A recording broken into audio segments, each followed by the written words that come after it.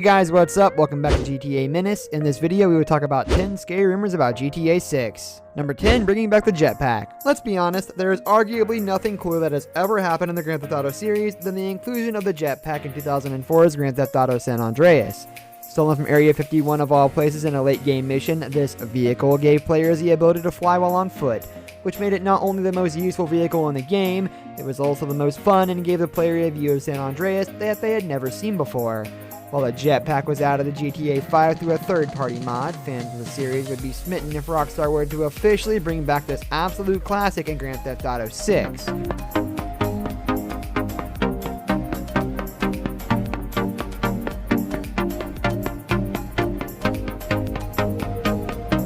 Number 9, a return of the old health system.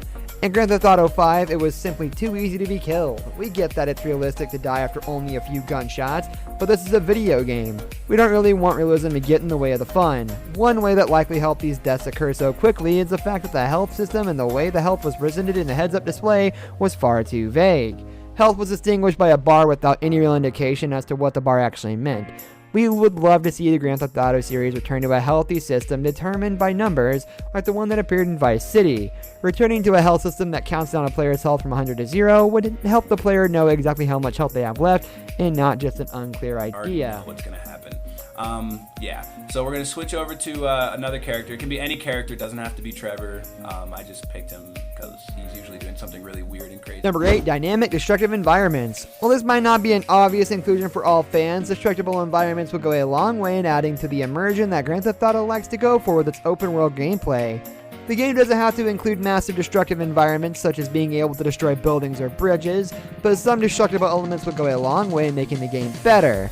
For example, have you ever been driving in a GTA game, pulled off an amazing drift, only to have your car run into a hedge and stop right in its tracks like the hedge was made of steel? In GTA 6, we would love for that hedge to respond like an actual hedge.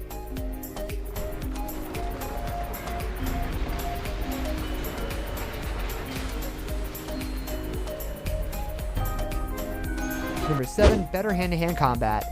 If you're anything like us, sometimes you enjoy the hand-to-hand fisticuffs in GTA more than the actual gunfights. So for us fighters out there, Grand Theft Auto 5 was kind of a disappointment in that department.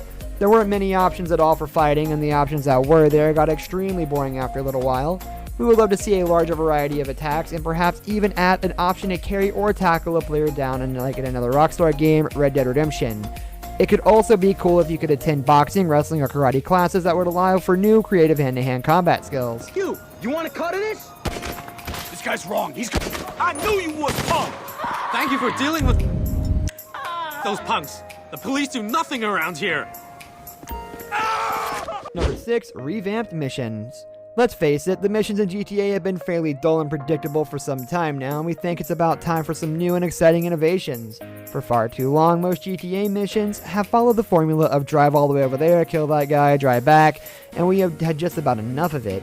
Of course, there are a few missions in each game that deviate from this formula, and those are a real treat. But fans everywhere are clamoring for more of them. We don't expect every single mission to be some extravagant and well-thought-out masterpiece, but we would like just to see some diversity, as a lot of the time playing in GTA is spent driving to and from missions. Once they reach the skydiver, this mysterious exchange happens. Man, that's a cool-ass dog you got, homie. What dog? That dog that saved your ass, man. Number 5, every original city from the GTA franchise will be explorable. Wouldn't it be cool to be able to explore places such as Liberty City, Vice City, Los Santos, San Fierro, and Las Venturas, all in one game? Fans might get to. One of the biggest rumors regarding GTA 6 is that instead of just one city to explore, players will get to traverse the entirety of the world that Rockstar has created over the years. Whether or not this will be explorable by just one main character, or if there would be multiple characters set in each city, is still unclear. The idea that players could revisit some of GTA's classic locations is a concept that appeals to fans who have played the franchise since the beginning. Imagine missions that would start in the heart of San Andreas, but would take you to the ports of Vice City or the islands of Liberty City. Number 4, the return of older GTA cast members. Fans of GTA would love to see the return of some of the franchise's iconic characters. In GTA 5, players would sometimes receive random phone calls and texts from a wide range of NPCs that would have missions and small tasks for the player to start. But if you were to look at the caller ID on the player's phone and read names such as Salvatore Leone, Sonny Forelli, and out there characters such as The Truth offering on missions, it would bring a great sense of nostalgia to the game that longtime fans would definitely get a kick out of. Players have seen this type of reintroduction before in GTA San Andreas when CJ races Claude, the protagonist from GTA 3, who has been dating CJ's ex, Catalina.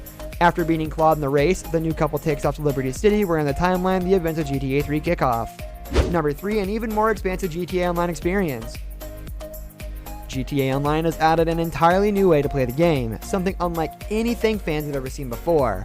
There's definitely benefits to not only the players of the game who get to have the GTA experience online through multiplayer, but also to Rockstar, which has made over $500 million through microtransactions in the GTA store. Fans have seen constant online updates and DLC being released to keep the online experience fresh and exciting, making fans believe that such things will come on a much bigger scale in GTA 6 if they develop it the same way. Only much more immense and with even more customization options. It very well could be the most profitable endeavor Rockstar Games has ever taken on.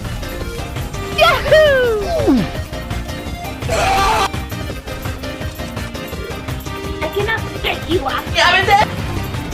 Number 2, it will only release on next-gen consoles. Remember the PS3 and Xbox 360? While it may seem like a lost technology now, fans forget that GTA 5 was originally released on those consoles.